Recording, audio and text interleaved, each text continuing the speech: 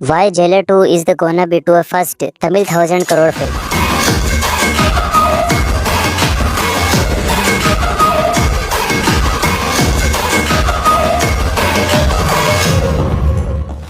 तो देखो, unlike other star and there film, जब भी कोई अपकमिंग फिल्म की अनाउंसमेंट होती है तो मोस्ट प्रोबेबली एक मोशन पोस्टर या फिर मोशन टीजर ही होता है, फिर या फिर एक्चुअल फिल्म से बिल्कुल ही हट के टीजर अनाउंसमेंट कर दी जाती है। लास्ट टाइम हम लोगों ने सलमान खान की नेक्स्ट मूवी सिकंदर का टीजर देखा था, ठीक वैसे होता है। लेकिन जेलर 2 के 4 मिनट के अनाउंसमेंट टीजर 2025 या फिर यूं कहते 2024 कब तक का सबसे बेस्ट अनाउंसमेंट टीजर रहा है। और जिस क्रिएटिव वे के अंदर टीजर की स्टार्टिंग करी जाती है, फिर हमारा गोवा जाने का प्लान 10 में से 11 बार जरूर फेल हो जाता है। लेकिन जेलर के डायरेक्टर नेल्सन और तमिल सिनेमा के rising music composer Anirudh Ravichander, इन दोनों के बीच में जो फनी डिस्कशंस होती है, उसके बाद जाकर छप्पर फाड़ के खिड़की दरवाजे हर जगह से विलन कॉकरोच की तरह निकलते हैं और सबका गुरुदेव बन के एंट्री लेते हैं अपने रिटायर्ड जेलर मुत्तुवेल पांडियन। और भाई साहब, पहली बार हमें किसी अनाउंसमेंट टीजर में इस लेवल के एक्शन देखने को मिलते हैं। खासकर वो बूम बम ब्लास्ट होने के बाद में जो रजनी सर के ग्लासेस से उस सीन को जो जिस तरीके से प्रेजेंट करा जाता है, भाई साहब मजे आ जाते हैं, घूसबम्स आ जाता है। अनिरुद्ध की एंट्री काफी अनएक्सपेक्टेड होती है। अब देखो, आज के टाइम पर म्यूजिक कंपोजर अनिरुद्ध रविचंद्र अपने फाड़ू बीजीएम और म्यूजिक के लिए पूरे वर्ल्ड सिनेमा के अंदर काफी ज्यादा पॉपुलर भी है।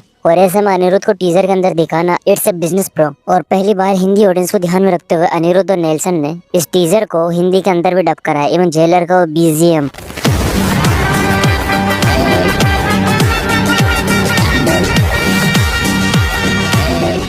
इस बीजीएम के साउंड को भी हिंदी में डब करवाया गया है। मतलब भाई, इस बार पूरे टीजर को हिंदी ऑडियंस को ध्यान में रखकर भी बनाया गया है। हाँ, तो अब बात करते हैं कि क्यों jailer 2 is a gonna be A only seller in the ocean of Tamil cinema.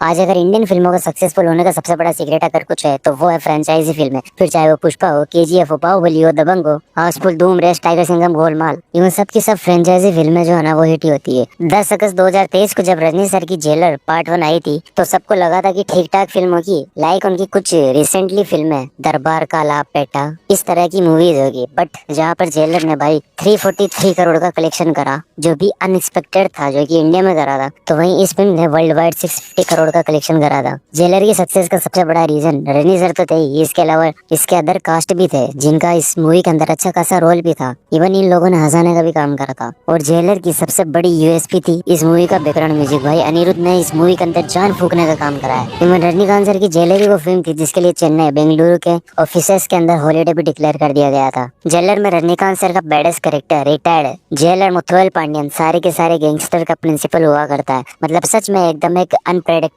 इंसान होता है, इवन विलन से भी ज्यादा खतरनाक एंटोगनिस्ट यानी कि फिल्म का हीरो। फिल्म का प्लॉट भी काफी ज्यादा मस्त होता है। अगर अपना वर्मन यानी कि फिल्म का हीरो एक नंबर हरामी होता है तो अपने जेलर साहब उसके भी बाप होते हैं। फिल्म को जिस जगह पर एंड किया जाता है ना, जहाँ जेलर को अपने बेटे को लास्ट में शूट कर देता है, तो उस सीन को देखने के बाद में हमारे को समझ में आ चुका था कि इस फिल्म का द एंड हो चुका है। मतलब इस पिक्चर का पार्ट 2 नहीं आएगा। और मेकर्स की तरफ से भी 1.5 साल तक कोई भी कंफर्मेशन नहीं आई थी। लेकिन सवाल यहाँ पे ये आता है कि वर्मन का गेम ओवर है, जेलर का बेटा भी मारा जा चुका है, फिर हमें देखने को क्या मिलेगा? तो हो सकता है कि जेलर 2 एक सीक्वल ना होकर बल्कि एक प्रीक्वल फिल्म हो, क्योंकि वर्मन और जेलर का बेटा ही उसे ब्लैकमेल कर रहे होते हैं और उन्हें लग रहा होता है कि इस गेम का खिलाड़ी वो है, लेकिन असली खिलाड़ी तो खुद जेलर होता है, जो हमेशा इन दोनों से एक कदम आगे होता है। और शायद प्रीक्वल के अंदर हमारे को यही दिखाया जाएगा कि जेलर ने कैसे इंडिया के टॉप मोस्ट एक्स गैंगस्टर्स के साथ इतनी बड़ी नेटवर्क क्रिएट करी थी। फिल्म के इनिशियल सीन्स में तो आप लोगों को याद ही होगा कि हमें दिखाया जाता है कि कैसे जेलर की जो बात नहीं मानता अपना जेलर साहब कैसे उसका इलाज करता है। तो शायद हमें जेलर का पूरा कैरेक्टर डेवलपमेंट विस्तार पूर्वक हमें इस